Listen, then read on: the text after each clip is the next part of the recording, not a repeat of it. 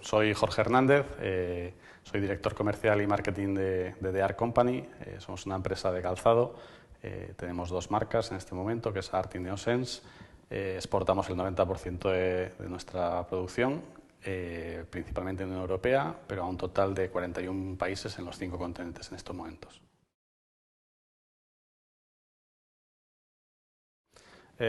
Vamos a ver, Japón es un país enorme, son 130 millones de habitantes y creciendo, con una densidad de población altísima.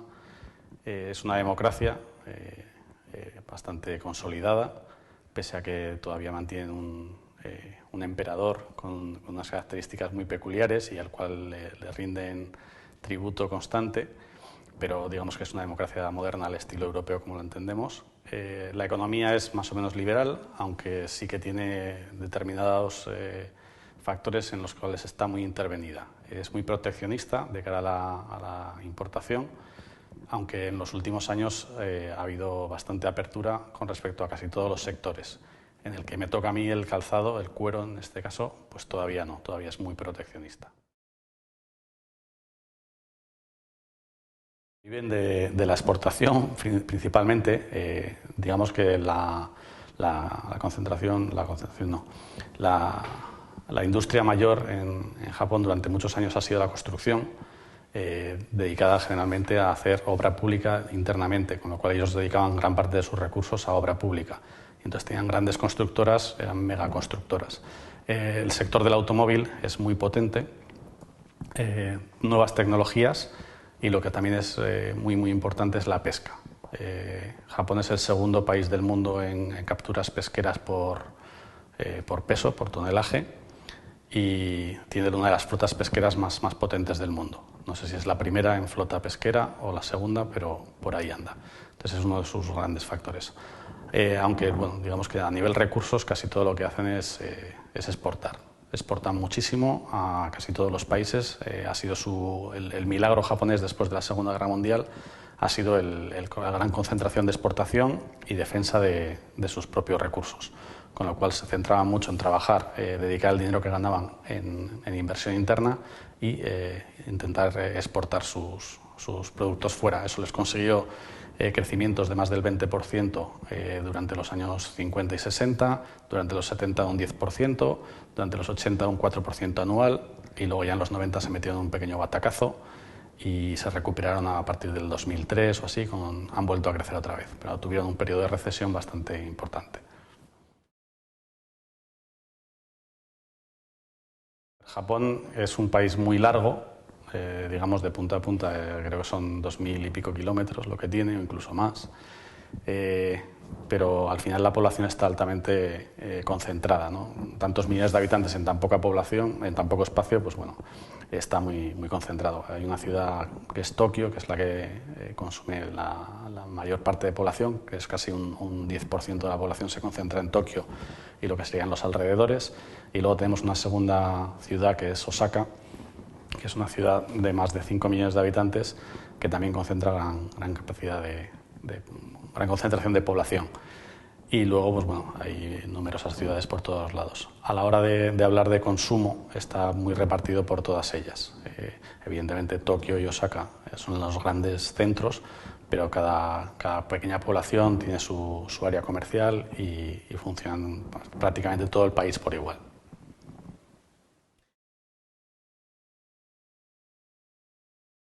Japón, en principio, la mayoría de los productos no tienen tasas de importación, ni cuotas, ni nada por el estilo, pero hay determinados sectores que sí que están afectados por esto y mucho. En el caso concreto del calzado, o todo lo que son prendas de cuero o elementos de cuero, hay una cuota de importación que se debe a un proteccionismo que viene desde la Edad Media. En la Edad Media, el emperador, para conseguir que la gente mantuviese su riqueza, lo que hizo fue dedicar una serie a los gremios les dio la potestad de ser los únicos que podían trabajar con determinados elementos. Por ejemplo, la madera solo podían trabajar los carpinteros, el hierro solamente lo podían trabajar los herreros y el cuero pues solamente, no voy a decir los cuereros, que no existe eso, pero lo que serían zapateros y demás trabajadores de este tema. Entonces, todo eso se fue diluyendo con el paso de los años, pero en este sector se ha mantenido. Y a día de hoy existe una cuota de importación que se revisa todos los años. Hay gente que pide esa cuota y se revisa todos los años, y está fijada ahora mismo en unos 12,5 millones de pares cada año.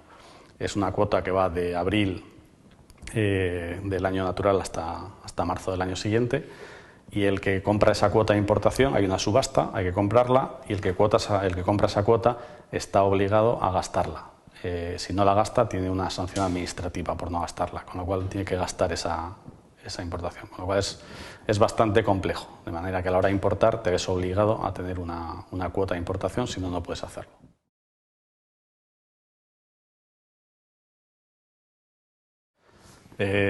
Japón es un país muy estricto, con una moral muy rígida. Digamos que las normas están establecidas, y romperlas ya no es una cuestión legal, es una cuestión ética. Entonces el honor en Japón es algo que está muy por encima. En relaciones, ejemplos propios, yo por ejemplo he perdido un cliente, o no me llegó a comprar un cliente porque todavía no teníamos la marca comprada en Japón, y entonces ante la duda de que otra persona la pudiese comprar y eso tachase la honorabilidad de sus tiendas, hizo que no nos comprase. Eso está muy por encima, o sea, el honor está muy por encima de todo, es lo que rige, y entonces el cumplimiento es tajante y súper estricto. Son muy estrictos a todos los niveles, eso sí, en el momento que cumples la normativa no son puntillosos, pero cumplirla hay que cumplirla al 100%. En cuanto a otras legislaciones, podemos decir que más o menos no tienen muchas características especiales.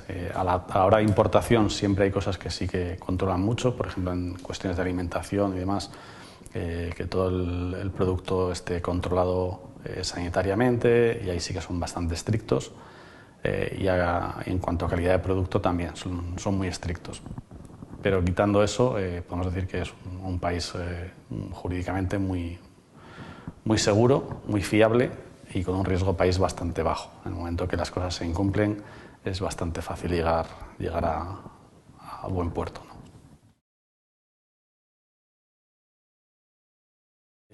Los japoneses necesitan mucha confianza.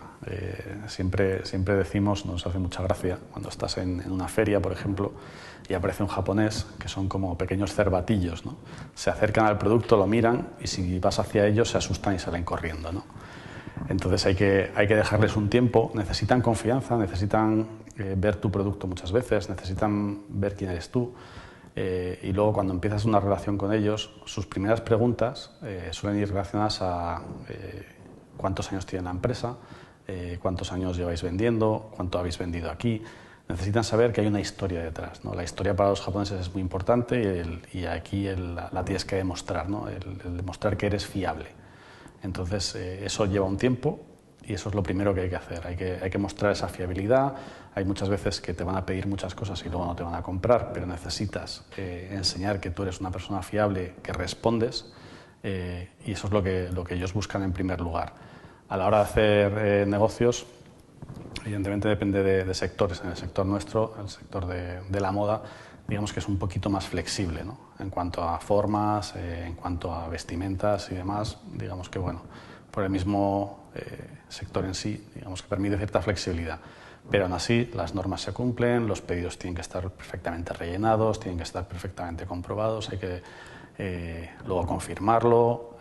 Bueno, hay digamos unos procedimientos que siempre hay que seguir. Hay que ser muy educado en el trato.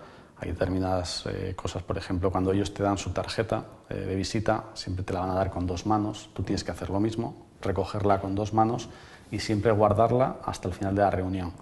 Si, por ejemplo, la coges con una mano y te la metes en un bolsillo, sería una falta de respeto, porque se supone que eso lo representa a él y hasta que no te vayas no lo puedes hacer, con lo cual hay que guardar todas esas costumbres, ¿no? Eso que siempre vemos en la tele, que son utilizan mucho la reverencia y todo esto, es así. Son muy respetuosos hasta que llegan a un nivel de confianza. Entonces hay que mantener mucho las formas y dejar que sean ellos los que vayan avanzando.